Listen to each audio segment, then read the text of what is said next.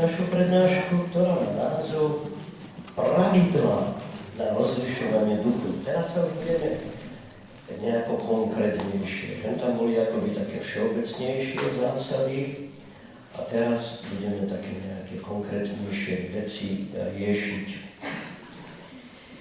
Najskôr si rozdelíme ľudí na dve veľké skupiny, dobre? Čiže tvoriť pamäť. Prvá skupina. Účinkovanie duchov u tých, ktorí kráčajú z jedného ťažkého hriechu do druhého.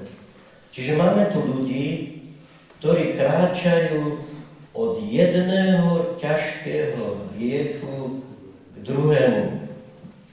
A ako tam účinkujú zlí duchovia, ale potom aj dobrí. Tá druhá skupina je tí, ktorí sa horlivo usilujú očistiť sa od svojich hriechov. Čiže ako účinkujú duchovia do tejto skupiny ľudí? Tak si to vymenujeme. Prvá skupina. Ľudia, ktorí idú od jedného ťažkého hriechu k druhému. Ja predpokladám,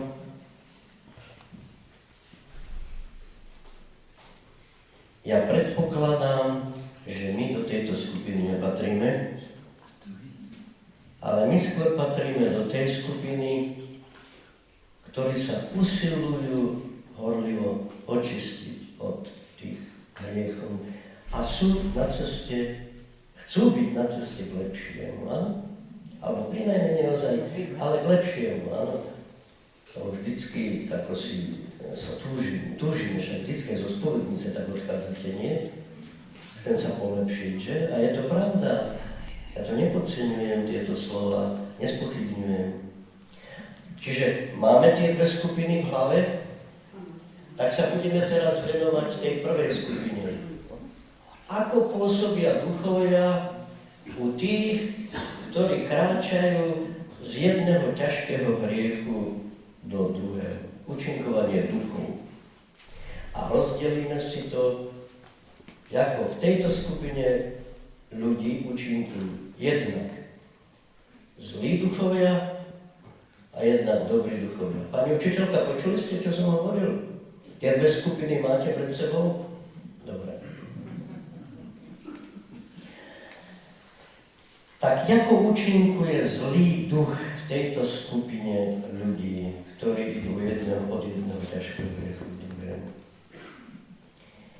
Ignác z Loyoli ten takto hovorí: osobám, čo kráčajú od jedného ťažkého hriechu k druhému, nepriateľ, Satan, zvyčajne predkladá zdanlivé rozkoše a podnecuje ich, aby si predstavovali zmyselné rozkoše, aby vydržali a rástli vo svojich nerestiach a hriechoch. Do ľudovej reči preložené je to takto. Ten zlý duch tomu, čo kráča od jednoho zlého druhému, takto mu hovorí: fantasticky to robíš. Lepšie by som to neurobil ani ja. Ozaj, buď vytrvalý na tejto ceste, tá ťa privedie k šťastiu. Neobzeraj sa ani napravo, ani naľavo. Choď a dosiahneš svoje šťastie. Čičíka ho, hladká ho, aby vytrval na ceste do toho konania zla. Aby ho skrátka mal stále pri sebe. Čiže si žiadne znepokojovanie, ale držanie blaženom šťastí. No však si pozrite, tí, ktorí páchajú nejaké takéto hriechy, nie? Jak sú v tom ponorení a ani ich nenapadne, že by hádam niečo malo zmeniť, že? Alebo niečo také. No niektorí áno, ale to poviem potom, ale väčšina, ale hlavne teda zlý duch takto pôsobí u týchto ľudí. Tak máme evanjeliový príklad. je to ten hlúpy boháč. Viete? Ten boháč, ktorému úroda priniesla bohatú úrodu a on teraz ako rozmýšľa. To je fantastické. Tak čo ja budem teraz s toľkouto úrodou robiť? Daj chudobným. Keby mu aj nejaký taký hlasok, to jeho tam nenapadne. Ale mám malé sípky, ja zbúram tieto malé sípky a postavím si väčšie sípky. A tam do tých sípok to jednoducho nazhromaždím. A teraz budem mať hojnosť na mnohé roky a tak si budem, tá duša si povie, hoduj, jedz a pij a buď šťastný až do konca sveta. A v noci príde Boh a povie mu, blázon. A či to bude, keď ťa dneska tuto zoberú z tvojej lože a pominie toto tvoje blúznenie? No ale boháč je takto zaslepený, že? Boháč tej svojej náležitosti, tej žiadostivosti, lebo to sa týka napríklad hriechu, obžerstva, že? Alebo takýchto tých oných.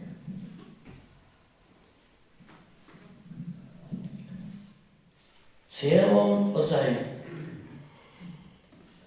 zlého ducha je, aby ťa udržal v tomto stave. Aby človeka udržal v tomto stave.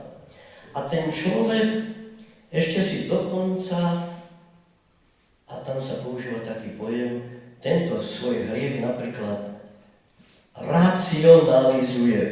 Takzvaná racionalizácia, alebo v zátvorke ideologizácia. Ale zostane pri slove racionalizácia. Ja som chodil medzi závislých alkoholikov. Ja som im bol.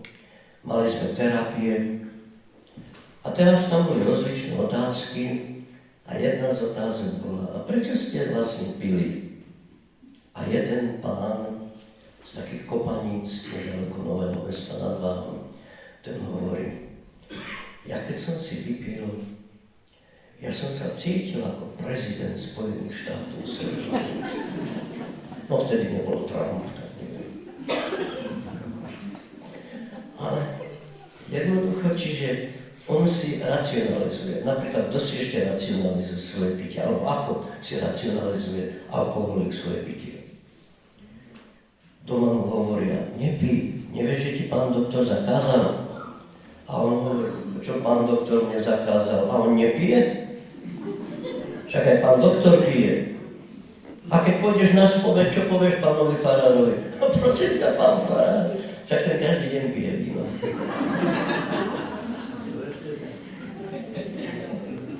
Čiže to je racionalizácia toho hriechu. Čiže takto ten duch vlastne udržiava toho človeka stále v tomto.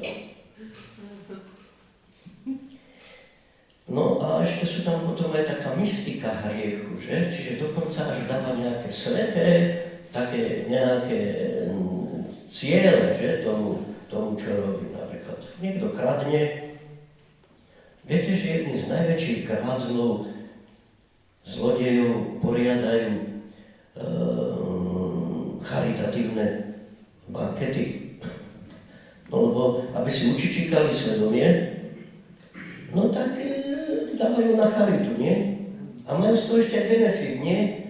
Lebo ešte im dajú takú tabulu velikánsku, kde dajú tú obrovskú sumu a oni pre televíziou to vycapia, čiže sú aj hrdinovia. Ale robia to akože zo šľachetných dôvodov. Ale sú presvedčení, že si kúpili nebo. A sú presvedčení, že si kúpili nebo. Nože ale nebo im ukáže, že si kupovali peklo.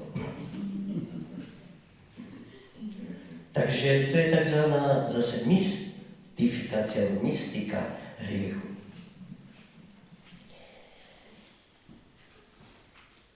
A ešte je tu jedno, že dokonca zo zabitia Boha robia hrdinský čin. Tu je príkladom par excellence Nietzsche, ten filozof nemecký, ja ho často spomínam. Oni urobili z toho, že zabili Boha, zabili sme Boha, hrdinský čin, lebo hovoria, že sme konečne oslobodili človeka. Viete? My nemôžeme byť naivní. Napríklad starší ľudia hovoria, že v tom socializme to by bolo dobré, keby ale neboli toto náboženstvo zakazovali a neviem čo. Akože to bol ich kaz. Lenže oni nemohli inak konať. Pretože oni to majú v preambule svojho náboženstva. Karol Marx hovorí, náboženstvo pracujúcej triedy nie je zhodné s náboženstvom kresťanským. A kresťanstvo je najväčším trňom v oku. Kresťanstvo je najviac na odstrel, však sa pozrite, aj teraz nie je žiadne iné náboženstvo tak prenasledované, ako je kresťanstvo prenasledované. Ale to je preto, lebo oni hovoria, už spomínaný Nietzsche, kresťanstvo je pliaga zo všetkých pliag najväčšia a proti tejto pliage nie je žiaden prostriedok nemorálny na jej vykinoženie. Rozumiete tomu? Vy nepoznáte filozofiu, ale my sme sa učili, viete, sme si tým hlavu turbovali, ale mňa tieto veci celkom zaujímali, lebo keď chceš ti poznať nepriateľa a ten neviditeľný nepriateľ má svojich pozemských, však viete, ako sa modlíme v tej modlitbe Svätý Michal Archaniel brána zboju proti svojho plnému národu, ktorí sa po svete potulujú. Čiže to sú nielen neviditeľní duchovia, ale to sú duchovia, ktorí sa vyslovene upísali, aj keď nerobili nejaký rituál, že sa zasvedcujú diablovi. Ale jednoducho sa tak správajú a tak aj v tom myslení sú nastavení, že odmietajú Boha. Jean-Paul Sartre hovorí, jak by som ja na to prišiel, keby bol niekto iný Bohom a nie ja. Podpísali zmenku diablovi. No, rozumiete, lenže my sme, alebo vy ste v tomto obrovsky nevedomí a preto neviete čítať ani to pozadie. Ale keď chceme rozlišovať duchov, alebo to, čo tu vanie, no tak to by som vám odporúčal na staré kolena. Že? Tak začať študovať Marxa. No veď vy niektorí zase ste robili aj skúšky možno z marxizmu, leninizmu. Viete, že na teológii sa robili skúšky z marxizmu, leninizmu? Áno, kňazi robili toto. To bolo ešte dobre, lebo aspoň prenikli do tej ideológie diabolskej. No. Čiže títo vtáčkovia robia zo zabitia Boha hrdinský čin.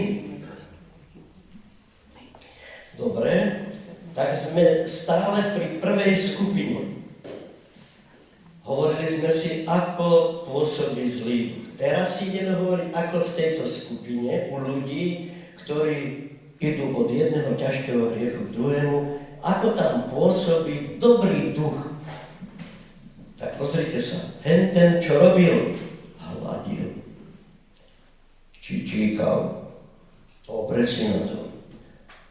Ako bude konať dobrý duch v tomto prípade? Ako? Jedným slovom, keby sme to vyjadrili, opačne.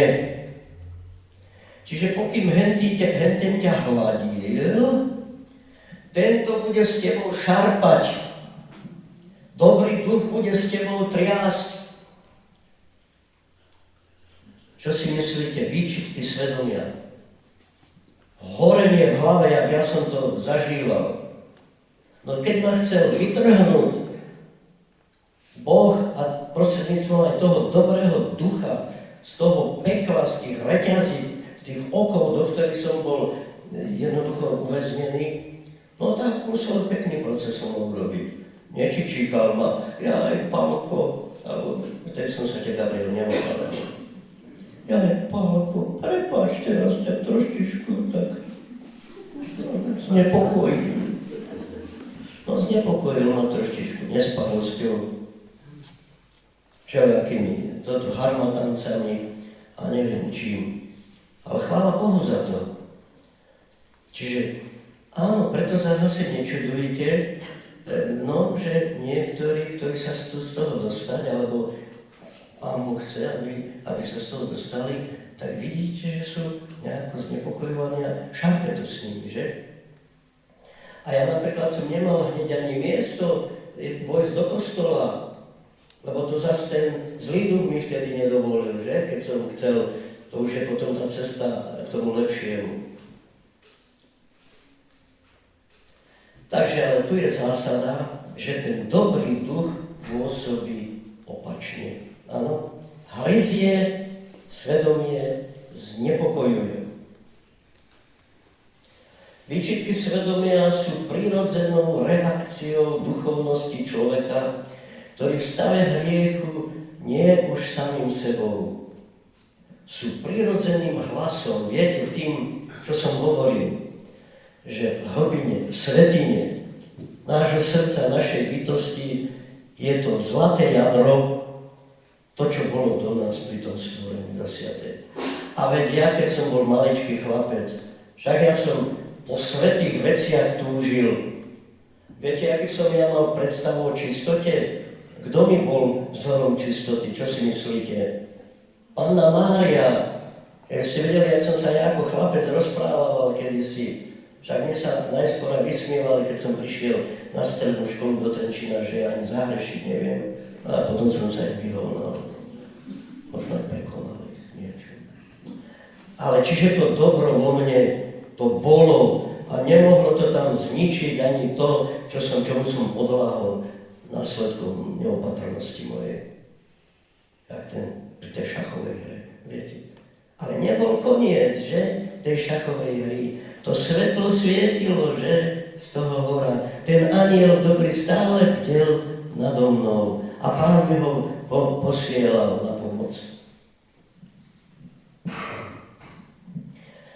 Že hryzenie a znepokojovanie zdravého svedomia, a toto je veľmi dôležité zasa, je však potrebné odlíšiť od výčitiek nesprávneho svedomia.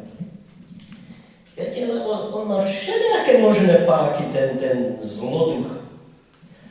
Jaký je rozdiel pri tých výčitkách svedomia, ako môžeš rozlišiť, že toto sú výčitky svedomia od dobrého ducha a toto sú výčitky svedomia od dobrého ducha.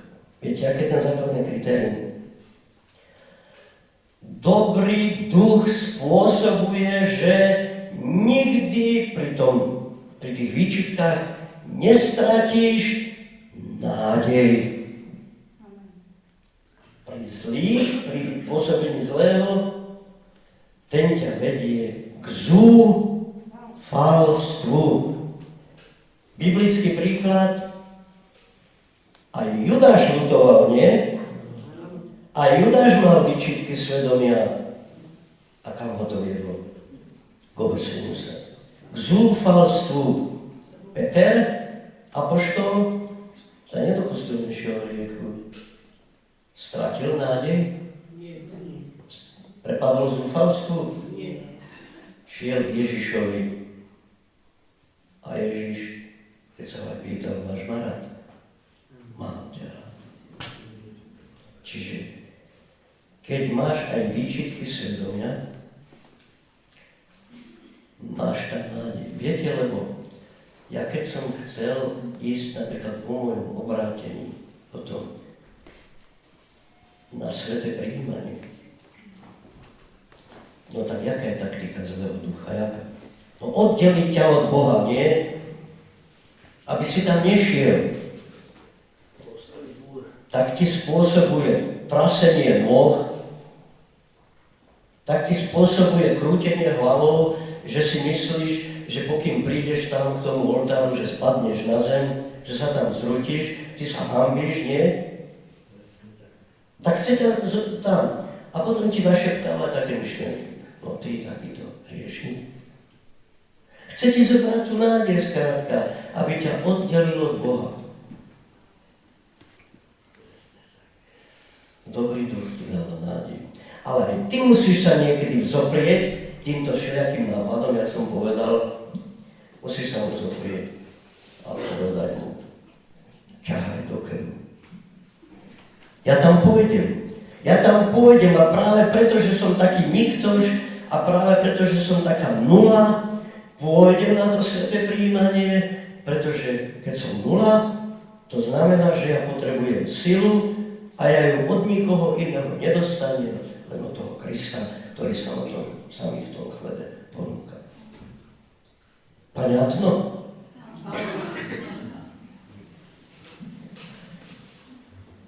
Ideme k druhej skupine. Ako sa tá druhá skupina ľudí volala? Tí, ktorí sa horlivo očistujú od svojich hriechov. A som povedal, že my viac ako pravdepodobne, patríme k tejto druhej skupine ľudí. Tak ako to budú pôsobiť tí duchovia? Čo som povedal, že to jedno slovíčko je tam také. Všetko budú robiť naopak, nie? Ako v tom prvom prípade. Všetko bude opačne. Čiže u osôb, ktoré sa horlivo usilujú očistiť sa od svojich hriechov v službe Bohu, aj blížnemu, ktorí postupujú od dobrého k lepšiemu, je všetko naopak, ako v prvom pravidle. Je v skutku vlastnosťou zlého ducha vtedy hrísť, zarmucovať a klásť prekážky tým, že rozličnými klamnými dôvodmi znepokojujú dušu, aby nepostupovala ďalej. Čiže ty, keď si ušiel z toho tábora nepriateľa, od toho páchania ťažkých hriechov, alebo vedomých, alebo niečo. A keď už si nastúpil na tú cestu, že ozaj chceš ten duchovný život viesť opravdivo, no tak samozrejme, on ti bude hádzať polena. On ťa bude znepokojovať, on ti bude klásť všelijaké prekážky do cesty. A tu svätý Ignác k tomuto pravidlu podáva, alebo my máme k tomuto pravidlu taký komentár, ktorý nachádzame v jednom jeho liste, ktorý píše jednej sestričke Terézii, ktorú duchovne viedol Rajdelovej. A Ignác tam hovorí o 3 druhoch zbraní, ktoré Satan používa vtedy. Takto. Čiže u ľudí na ceste dobrého, lepšieho, alebo tí, čo sa očistujú, usilujú očistiť od hriechu. Tak prvá zbraň spočíva v tom, že im pred oči, pred ich zrak duchovný kladie rozličné ťažkosti a prekážky. Svätý Ignác sa pritom odvoláva vlastne aj na nejakú vlastnú skúsenosť,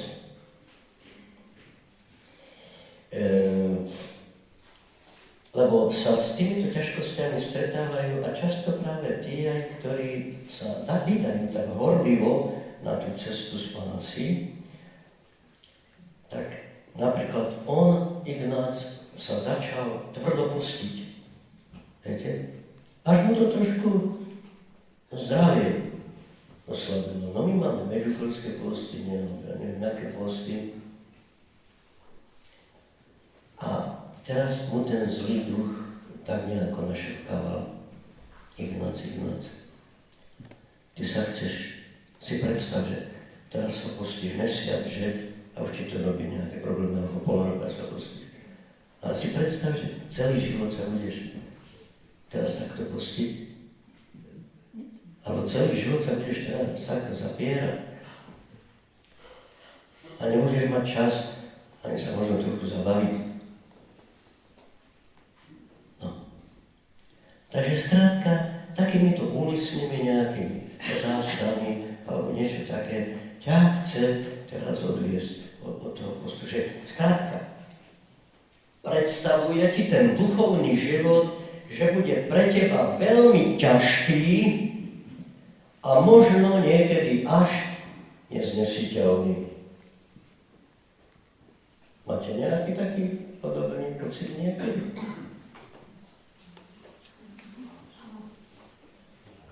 Čiže chce ťa takto odviesť.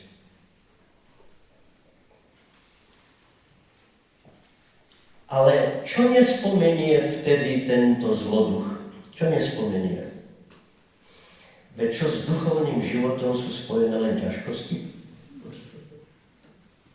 Však s duchovným životom sú spojené aj sladkosti ducha. Viete, jak má telo svoje radosti a slasti, tak má aj duchovný život svoje radosti a slasti, a ktoré sú ešte väčšie, než sú tie slasti a radosti, ktoré poskytuje telo. Čiže on ti začierni všetko to dobré a do gigantických rozmerov ti vykreslí len to, čo je akoby nejaké ťažšie alebo niečo také s tým duchovným životom spojené. Ale veď, napríklad, čo si myslíte, že ja? Lebo niektorí hovoria, že on do rehole odišiel, lebo sa sklamal zo života. Samozrejme, že som nebol slepý, že tento život to není med lízať. Aj teraz, čo CDčko vydával, sa to bude volať Zem vzdychá. Kto nie je slepý, tak vidí, že s tou zemou nie je niečo v poriadku. A tou zemou to sme my. Lenže ja som odišiel preto do rehole, lebo to bolo na báze lásky, intimného vzťahu, ktorý som ja zažil s Kristom. Veď viete, však ja nemusím hovoriť tieto veci, ale to ich skôr poviem preto, aby bol bohoslávený, alebo čo Boh robí človeku. Keď sa hovorí o tých slastiach ducha. Viete, že keď ste niekedy do niekoho zamilovaní, a možno aj vy, čo ste prežili aj manželský život, aj s tým sexuálnym životom, sa aj v noci budíte a nerobilo vám problémy, že ste aj v noci bdeli a neviem čo, a ste sa milovali. Lebo vám to spôsobovalo tie slasti tela. Ale ja som sa budil v noci na slasti ducha. U mňa sa to doslova tak prejavovalo, že jednoducho to akoby mi horelo v srdci a jednoducho sa to nieslo do celého tela. Ja hoci som bdel, tak som bol občerstvenejší, než ako keby som bol spal, ja neviem, jakým intenzívnym spánkom. A na to sa nedá zabudnúť, lebo to netrvalo jednu noc. A ten pokoj, ktorý sa vo mne rozlial ako rieka, keď som predtým zažíval nepokoje a harmatance a neviem čo. Takže môj vstup do rehole bol týmto inšpirovaný. Láskou. Ja som si vtedy doslova takto uvedomil. Vtedy som mal 36 rokov. Ešte minule, keď som videl jednu fotku svoju, to už som chodil už som v reholi, čiže okolo 40 rokov som mal, no však ja som možno ešte fešný. Čierne vlasy, čierna brada. To úplne tie dievčatá museli na kolegu. No ale ja som si vtedy tak hovoril, že ja vlastne sa nemôžem zalúbiť už do nejakej ženy. A dokonca ani nesmiem dovoliť nejakej žene, aby sa do mňa zalúbila, pretože by som sa prehrešil proti oveľa väčšej láske, ktorá je vo mňa, ktorú má ku mne Kristus a k nemu. Rozumiete? Takže ja keď som mal aj slávne sľuby, tak som to chápal ako mystickú svadbu mojej duše s Kristom, jediným ženichom. A som tam mal aj nápis: Raduj sa, duša, raduj. Aleluja, amen. Nerozumel som. Môžete to zakričať? Aleluja. Aleluja. Takže, aleluja. Viete, sme tu jak charizmatici. Áno, lebo vy máte účasť na tejto mojom svedectve, že? Mnohí to nepočujú, toto. Ale je to tak. Čiže nesmieme zabudnúť na to, že ozaj s duchovným životom sú spojené tie slasti, ale to ti chce ten diabol zadradiť. Druhá zbraň, ktorú používa zlý duch, na tých, čo postupujú na ceste očisťovania, je v navádzaní na vystatovanie sa a na prázdnu chválu. Áno, tam je človek pokúšaný teraz. Možno aj s takýmito zážitkami sa teraz diávať a teraz dotravovať iných nimi. A ty mi neveríš, keď im sa vysmejú s teba, že ty tu blúzniš a hovoríš. Alebo ťa bagatelizujú jednoducho, že choď si niekam inám.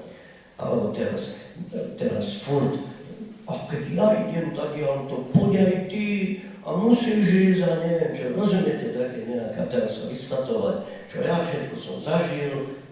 No však, viete, lebo napríklad aj v tých súčasných mladíckých hnutiach, poviem tak mladíckých, tam napríklad často hovoria, že keď si ty prešiel obnovou Ducha Svätého, a ja som teda si dovolím povedať prešiel, ty musíš mať dar jazykov. Čuduj sa svete, ja ho nemám. Ja neviem, kde sa stala chyba.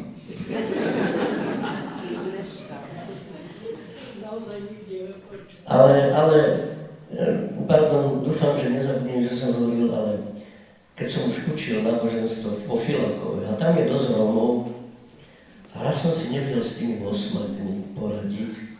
A oni sú takí poverčiví, viete, že keď povie kňaz niečo nezrozumiteľné, alebo čo, tak oni potom sa boja, že ich prekliajú. No tak vy tu robíte takýto bordel s prepáčením.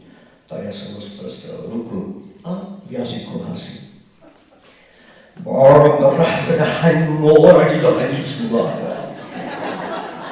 A tam jeden zakričal, odvolajte to! Neodvolám, dokedy sa nedáte do...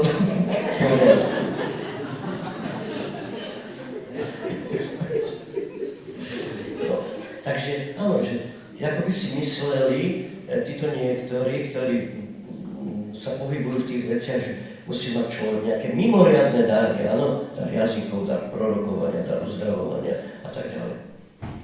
Ale to nemusí mať. Nám, dobrí otcovia a učitelia staršieho už veku, na fakulte hovorili, si predstavte, jaký museli mať vieru a majú vieru tí obyčajní ľudia, ktorí napríklad prežili ten útlak komunistický a tú vieru si zachovali. A vy po väčšine patríte k takýmto. A to hociaký útlak. Lebo ten útlak môže byť doma, nie? Od svojich najbližších a tak ďalej. Čiže ale vy si vieru ste si zachovali. A to je známka pôsobenia toho dobrého ducha v človeku. Takže pokúša ľudí takto k pýche, vystatovaniu sa a tak ďalej. Čo vedie, má aj opačný ráz, lebo ja viem, že u mňa taká šušniačka raz bola, čo sa v takýchto kruhoch pohybuje, a tá bola zúfala z toho, že ona nemá dar jazykov. No, a ja som mu nevedel utešiť, že to nie je potrebné mať dar jazykov, nie? No. Tak som musel povedať, pozri, ja nemám. A čo? Som menej? Ja viem, aby som mala mať. Niekde sa uvidela chybička. A tretí druh zbrane je falošná pokora. To je akoby také prílišné koncentrovanie sa na seba. Že človek sa začne koncentrovať na seba, alebo aj na tie svoje chyby a nedostatky a hriechy, a nevie sa od nich akoby odlepiť, áno? A ja preto od istej doby hovorím vám, musíte urobiť tzv. Koperníkovský obrad. Čo to je? No, tak si zajdime do astronómie. Do čias Koperníka bol aký pojem o vesmíre, že čo je stredom vesmíru? Zem.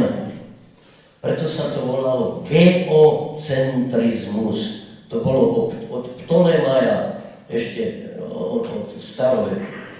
Prišiel Koperník v novoveku a on hovorí, nie, stredom vesmíru nie je Zem, ale Slnko.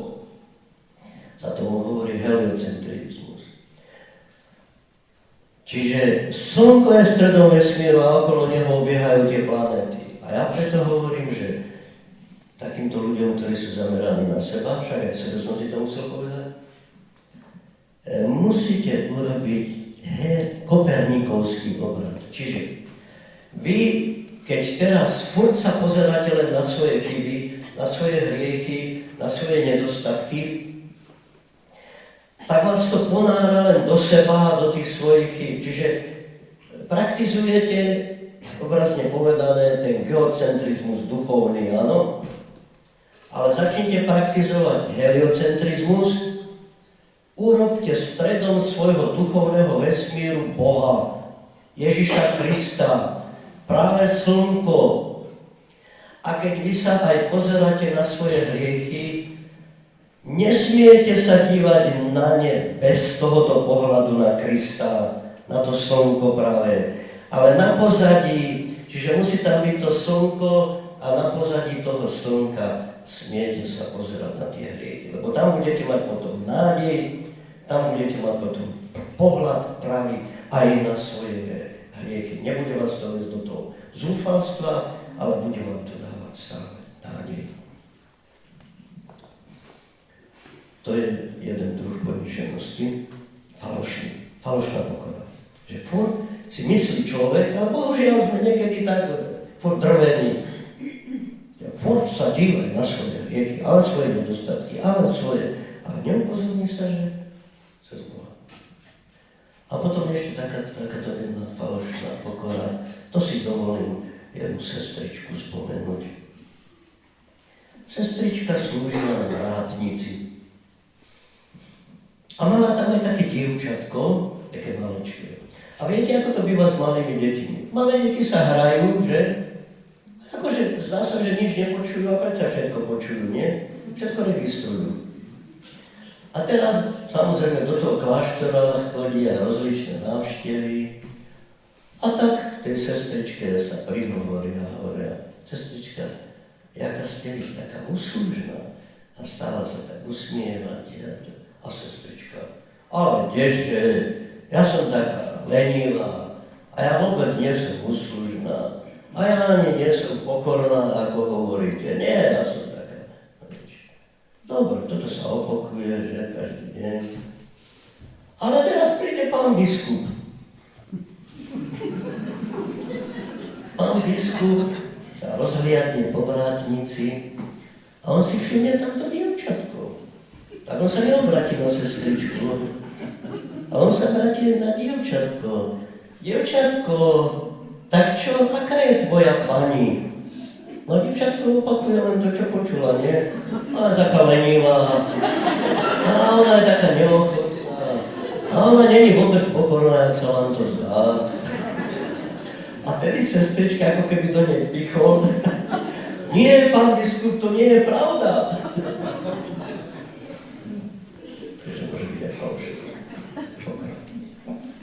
No, a ešte tu máme, ako pôsobí dobrý duch u tých osôb, ktoré sa horlivo očistujú od svojich hriechov, postupujú od dobrého k lepšiemu.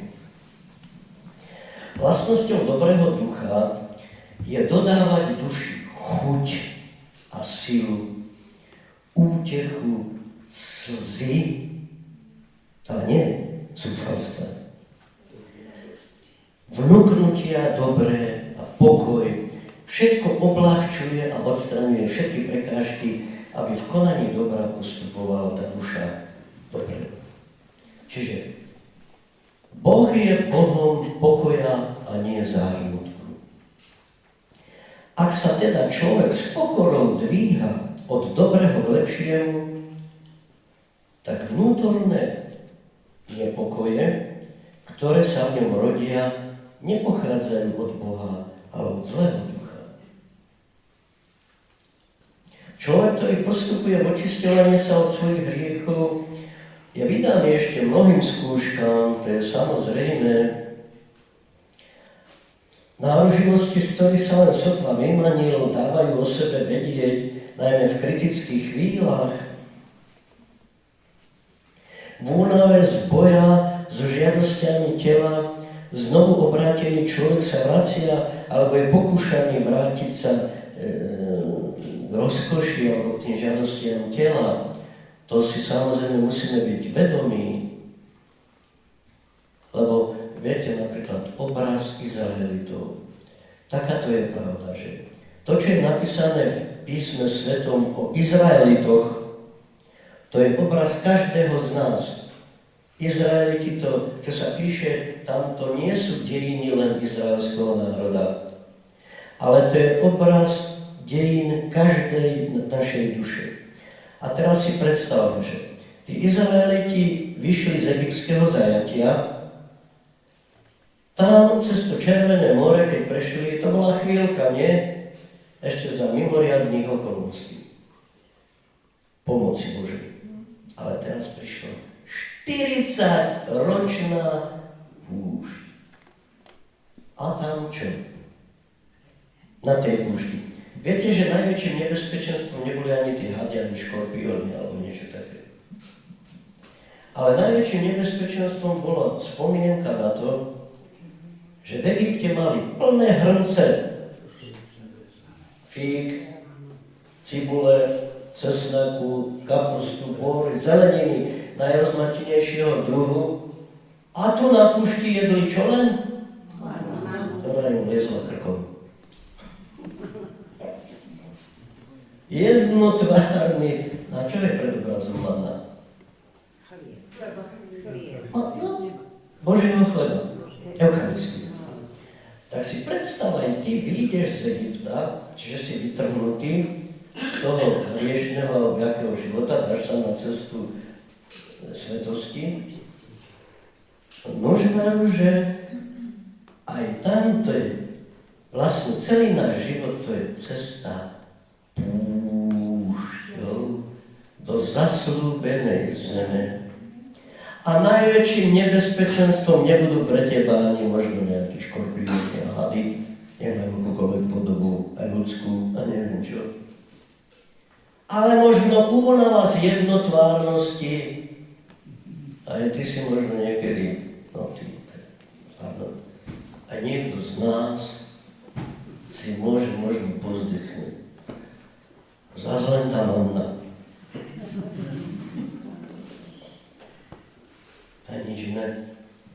No, veru, že obrazne povedané, áno, neponúka sa nám. A keď človek má slabú vieru, viete, že skutočne v tej manne, v tej Eucharistii nevidí to, čo má vidieť,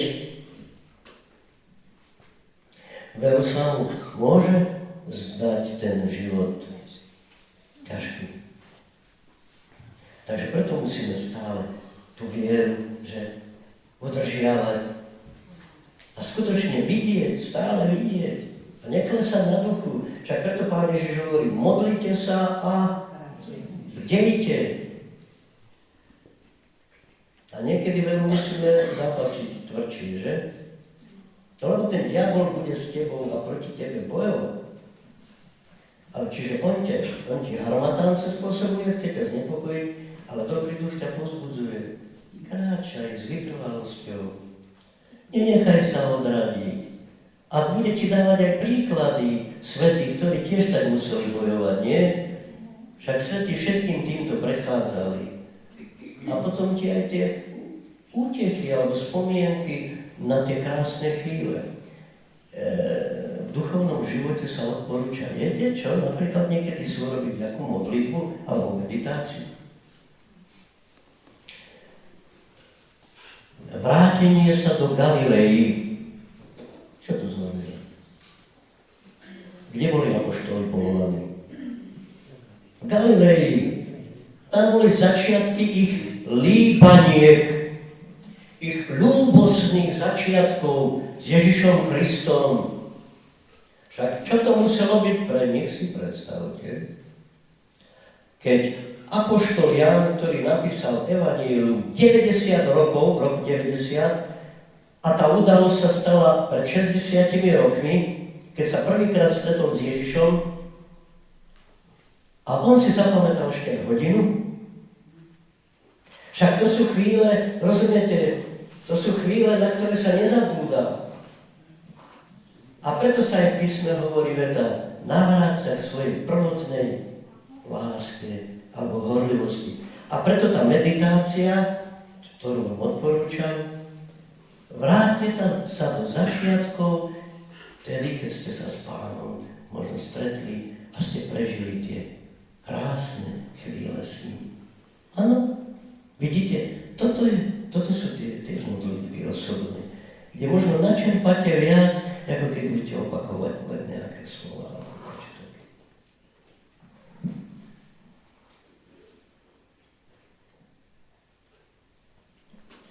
No,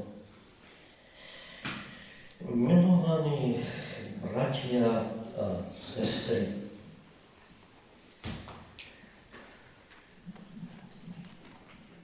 týmto sa zdá, že som to ja zvládol,